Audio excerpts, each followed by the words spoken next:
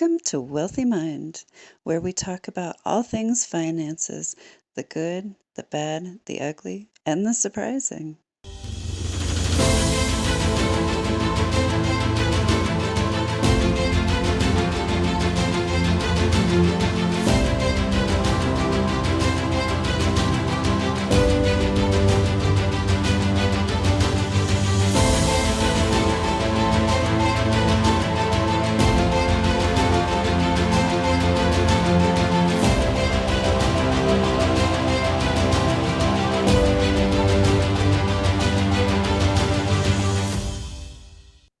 Welcome to Wealthy Mind Podcast. I am your host, Misty Rose Gold, and today I have with me Patrick Williams. Hi, Patrick.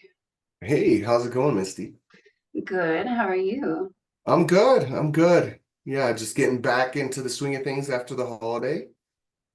That's always fun. For some Yeah. people, not so much fun, but No, it's good. I mean, I had a good break and, but ready to get back at it.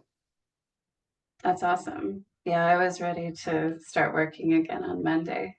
If I Yeah. take too much time off, I'm bored. And that's probably because I'm single. If I had a partner or husband or something, it might be different, but Well, I'm married and for almost 20 years and I still get a little stir crazy and bored if I don't have anything to do. So, do.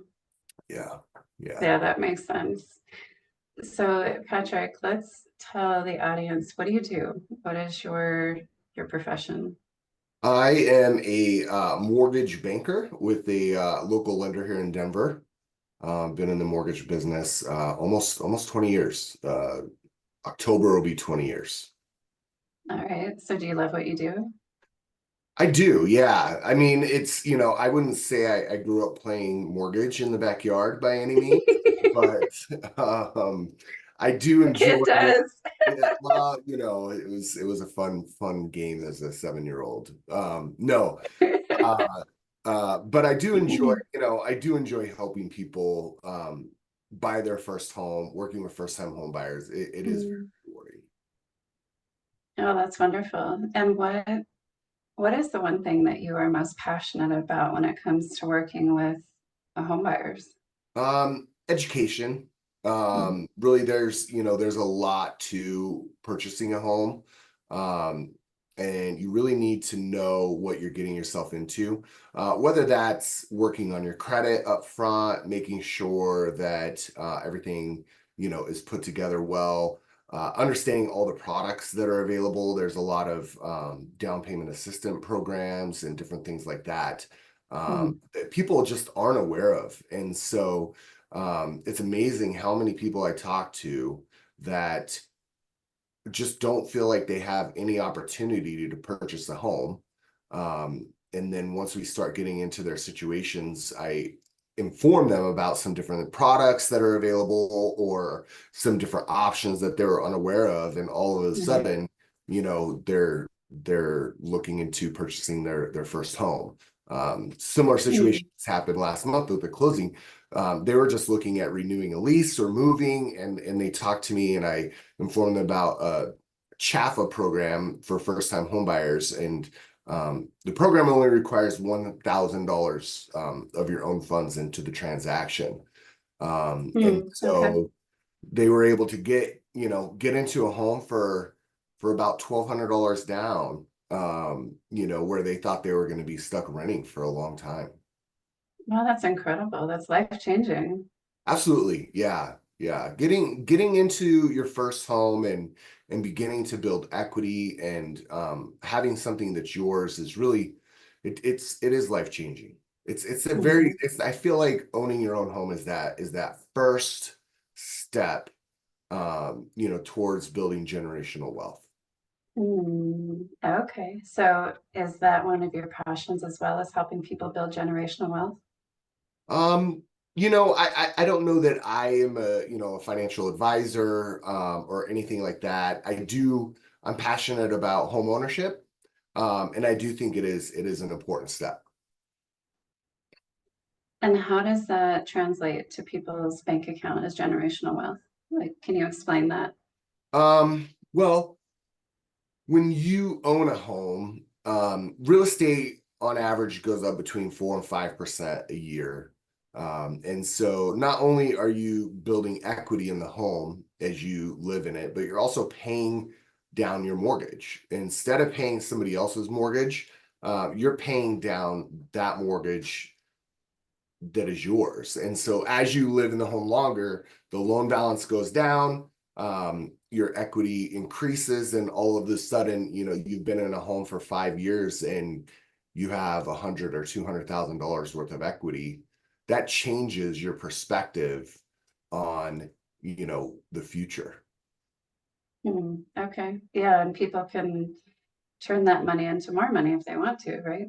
Yeah, I mean, there's always ways of accessing that equity and using it, to start a business or purchase maybe an investment property. You can always invest it if you want to do that. Some people just like to leave it in the home and use it as a nest egg and maybe pass that on to their kids.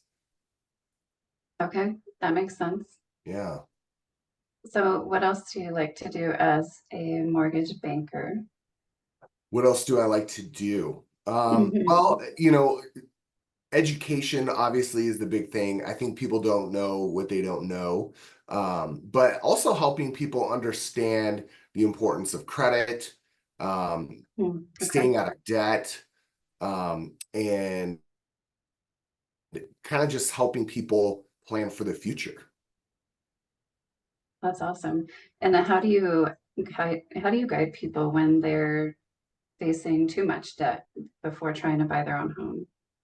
Um, it can be tricky. Every situation is a little bit different. But I think the best way to go about getting out of debt, I mean, there are some people that there are no other options, and maybe their best option is filing for bankruptcy.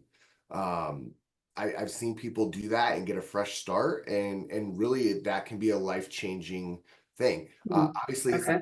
that's not something I would recommend for most people. That's kind of in that dire place where there's just no light at the end of the tunnel. There's no way of getting out of this debt.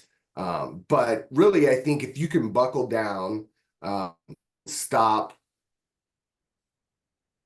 the path that you're currently on and move that to a new path where maybe you eat at home more often, you don't go out, you're kind of just live a Mhm. more conservative lifestyle, and you take those funds and you start to pay down the smallest debt, and then get that one paid off, and then everything that you're paying towards that smallest debt, you start paying towards the next debt, and you just kind of keep building that momentum, Mhm. to get it all paid off. Okay. I Now you're think the touching best on I think the best way to not go into debt, is to not borrow. Um, right. the average car payment in America these days is something like $750 a month. Whoa. Yeah, and Oh my God. there's multiple families that have two of those payments, so just having Mm, a car that's a depreciating asset, the second you drive it off of the lot, it's worth less than what you bought it for. mhm. And two payments of that total $1,500 a month. There's so much that you could do with that amount of money each month, other than pay for something that goes down in value. Yeah, so you are touching on one of my passion subjects, which is spending culture versus growth.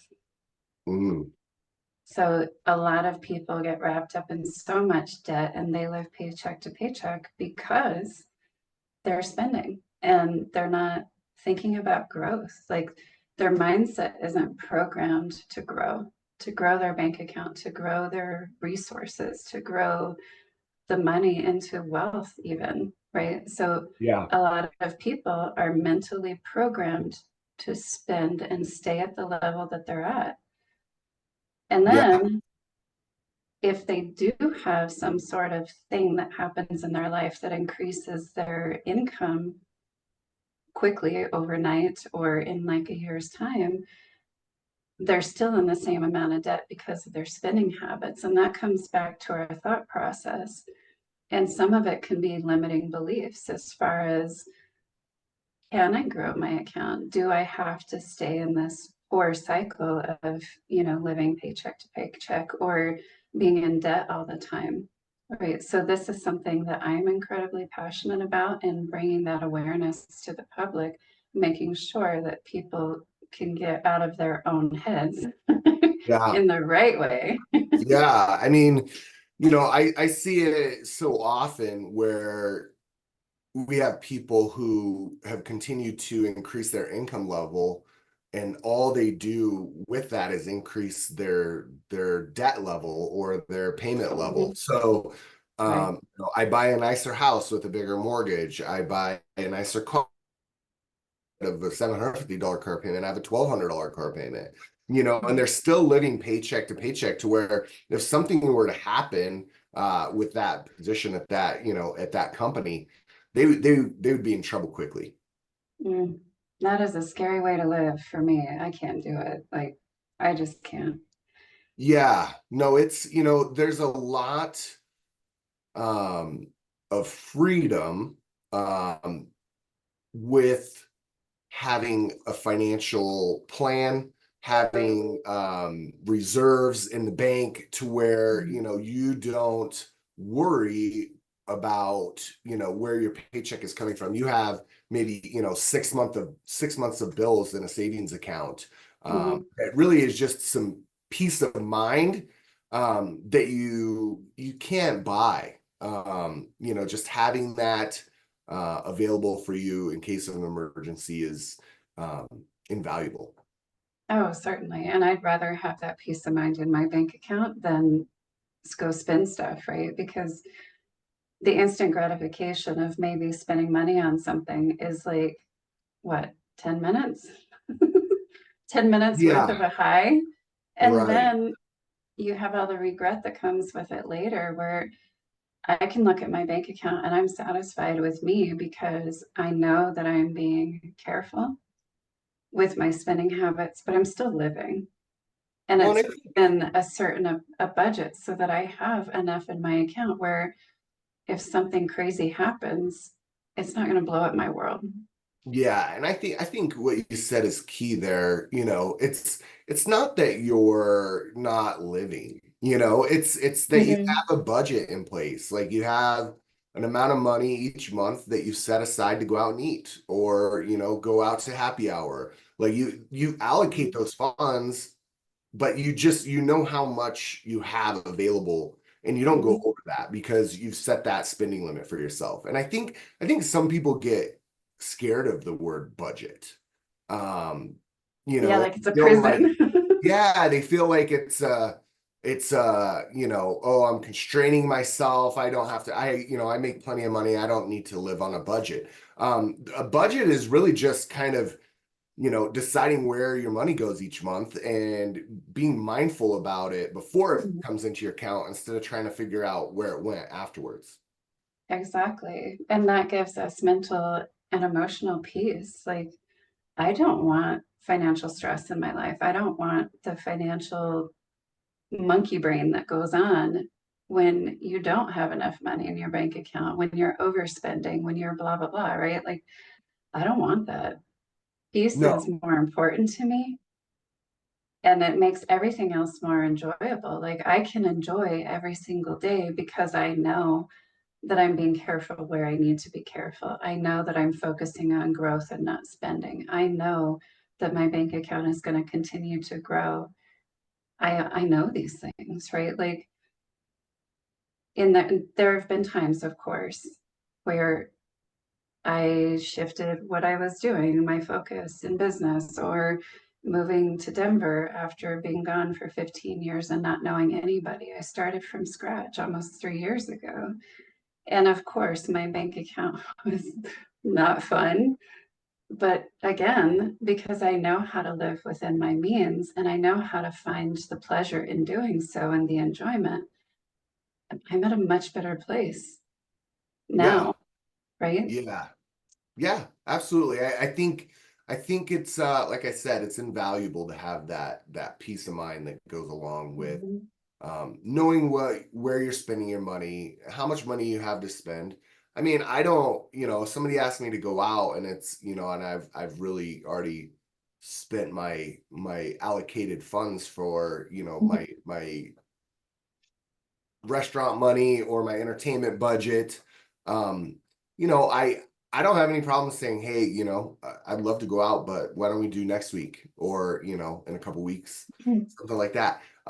You know, and maybe I'm just getting old, but I actually like spending time at home, cooking at home, you know, spending time with my family, a Mhm. lot more than going out.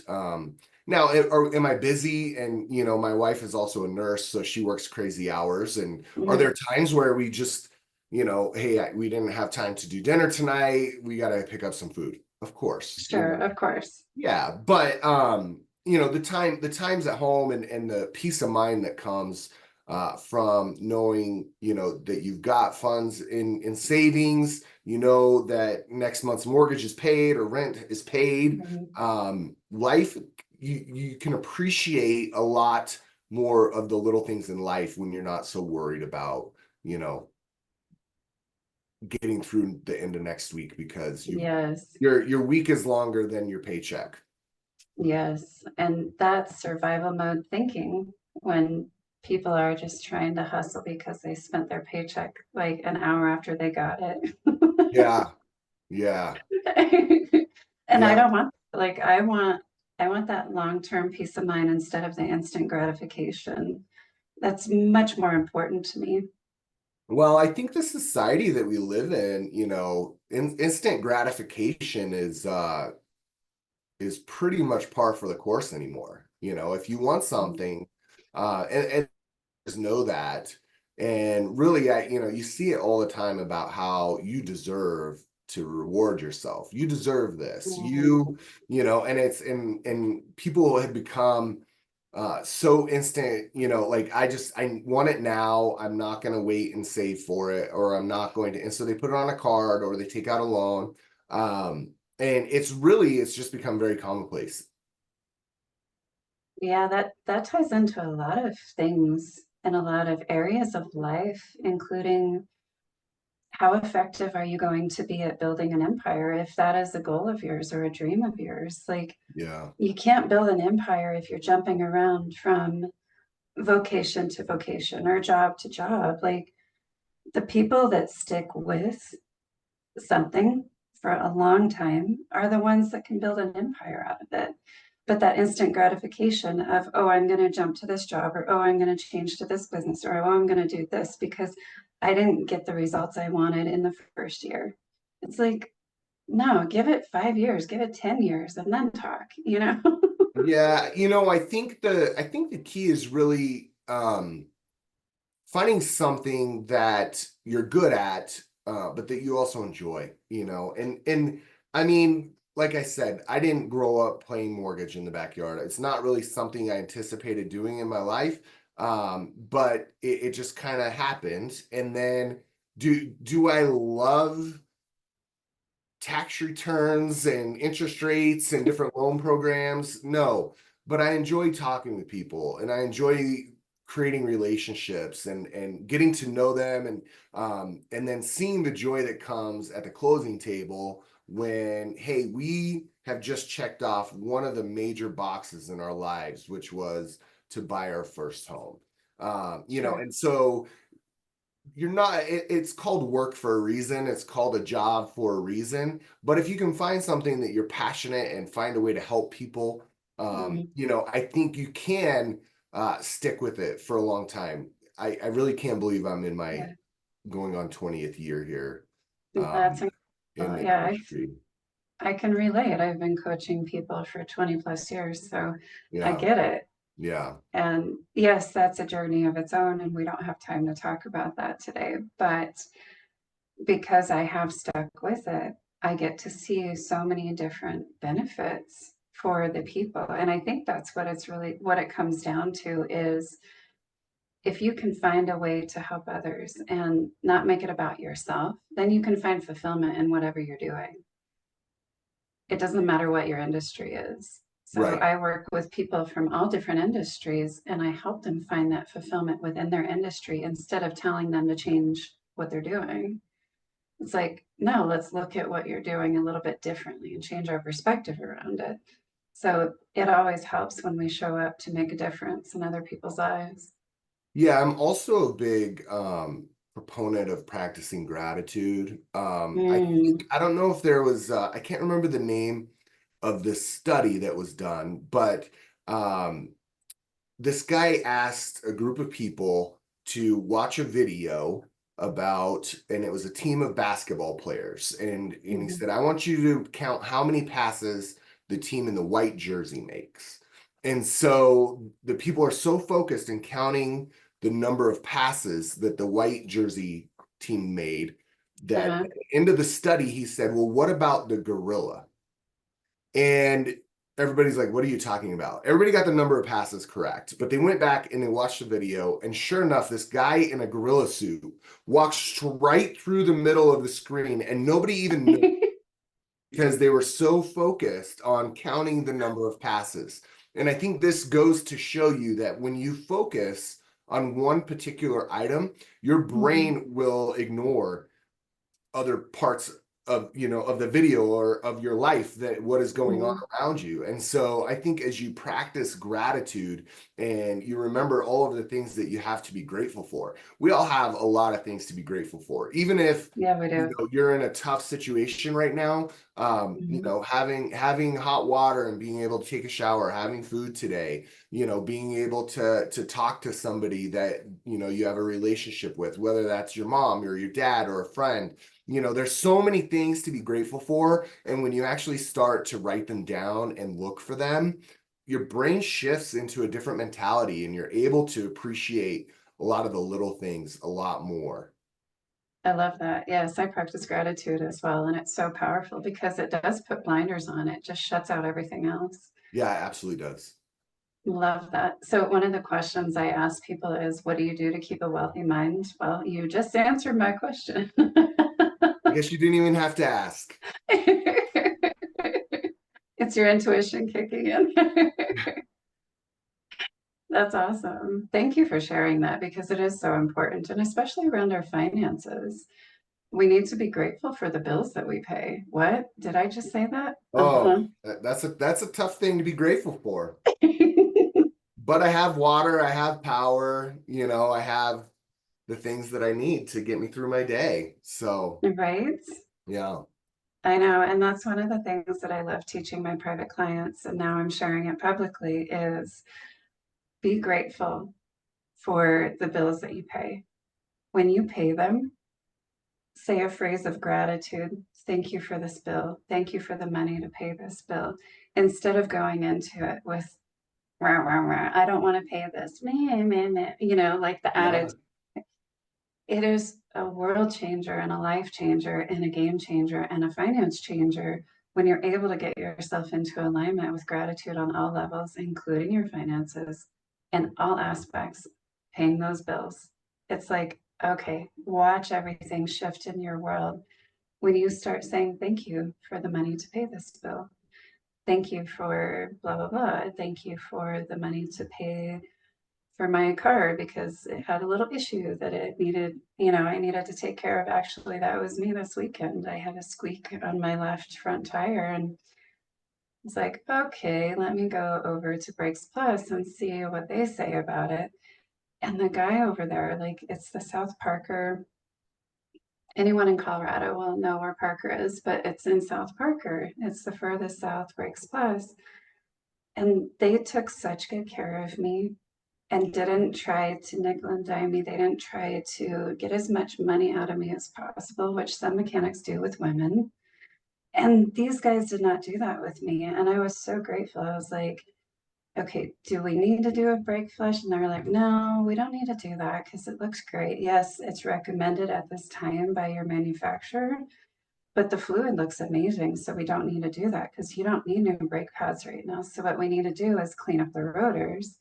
And I paid them $135 to Yeah. take care of it. And I was so grateful to pay that money to them. Number one, because they weren't trying to take advantage of me. They took such good care of me. But number two, I was so grateful to be able to take care of my car Right. because I am grateful to have my vehicle. and keep it in really good shape. So super grateful for that experience. And I know most people would go into it like, oh my God, I can't believe I'm here. I can't believe I have this issue I have to deal with my car. But as soon as I started hearing that noise, I was like, okay, there's good in everything. Now let me go find it. And I did. And I Yeah, found an amazing place where I feel very safe, very taken care of. And I'm certainly going back. absolutely. That Absolutely. was like, because my perspective was in the right, like my mind was in the right frame of mind when I went into the shop. I walked out of there feeling so safe, so taken care of, and such a blessing because I am a single woman and it's not easy being single sometimes. Right. That was the biggest takeaway for me. That Yeah. was a huge blessing. I didn't care how much money I had to pay for that. Like, I was literally in tears at one point because I was so moved by how good they were to me. That's great. I love to hear stories Yeah. like that. But again, it's because of my perspective. If I would have gone into the whole situation angry or pissed off about it, like that wouldn't have been the outcome. Right. Right. Yeah, So, it's really important. It changes everything when you have that mindset of gratitude. mhm, it certainly does. Well, I have thoroughly enjoyed our conversation today, Patrick. Can you please tell people if they are interested in hearing more about your process, if they're interested in a loan, what is the name of your company? Where can they find you? Yeah, so I work for the mortgage company. It's kind of like Ohio State University. We are the mortgage company. Okay. We've been in Denver since 1996. So you can find me at themortgagecompany.com, Mhm. or you can have socials. I'm on Instagram and Facebook and LinkedIn. Or you can give me a call, 720-988-7664. I'd love to talk to you and see if you know I can help you in any way. There are people who feel like homeownership is out of reach. Mhm. But I love working with people. I work with some buyers for well over a year, getting them prepared to buy a Mhm. home. And so that's a big part of what I do. So a lot of people are like, well, I don't think I'm ready, and I'm like, well, let's find out. Let's find Yeah. out if you're ready or not. Let's take a look at your credit. Let's see where your income is. Let's see, where your debt to income ratio lies. And then if you're not ready, that's okay. But maybe we can take some steps to get you there. And you're never going to Mhm. know unless you take the step to find out. So, I love that. And thank you for providing people the peace of mind, knowing that you're there to prepare them for the process and hold their hand every step of the way. Like that is so valuable. Excuse me. It is so incredibly valuable to me. Like that brings me a sense of relief and peace, knowing that people like you are out there. It's not just, hey, I found a realtor, hey, I found a house, hey, process my loan. You can guide people through that process, and that's beautiful. yeah, it's important. Typically, I would suggest going to the lender before reaching out to a realtor. You want to make sure that you do qualify before you start looking. But Mhm. yeah, I mean, I'd love to sit down and take a look at anybody's situation and let them know if they're ready, and if they're not, then let's take some steps to do that. Okay. Now, if people are not in Colorado, because I know you are in Colorado, if they are not, can you help them? No, but I have a pretty large referral network. I'm licensed only in the state of Colorado. So if you're wanting to buy a property outside of the state of Colorado, give me a call, and maybe I'm able to find another loan officer or mortgage banker in your state that I trust and can recommend. Awesome. Thank you for helping people. I appreciate the service that you provide. Oh, you're very And welcome. My pleasure. Thanks for having me. This has been fun. yeah, thank you for the great conversation. I appreciate it. And I know it's been helpful for our listeners. So we would love to have you back in the future and we'll go from there. So have a wonderful, wonderful rest of your week. And we All will right. talk soon. Okay, sounds good. Thank you. Thank you. Thank you for tuning in to the Wealthy Mind podcast. Please be sure to download the Wealthy Mind app today and make sure to support your local Dress for Success.